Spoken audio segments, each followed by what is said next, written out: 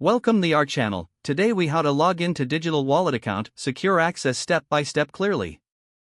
To log into your digital wallet account, start by opening the app on your device.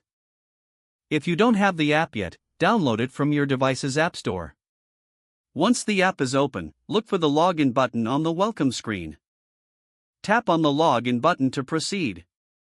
You will be prompted to enter your email address or phone number associated with your account. Type in your email address or phone number carefully. Double-check for any typos before moving forward.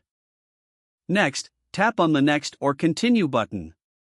You will then receive a verification code via email or SMS, depending on your chosen method.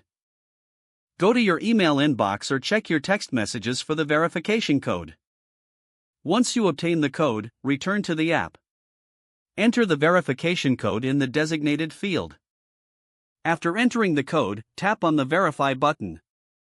If the code is correct, you will move on to the password entry screen. Enter your password into the provided field. Ensure that your password is entered accurately, as it is case sensitive. Once your password is entered, tap on the Login button. If your credentials are correct, you will gain access to your account. If you experience any issues logging in, check for any error messages on your screen. Follow any instructions provided in the error message to resolve the issue. If you've forgotten your password, look for the Forgot Password link. Tap on this link to receive instructions on how to reset your password.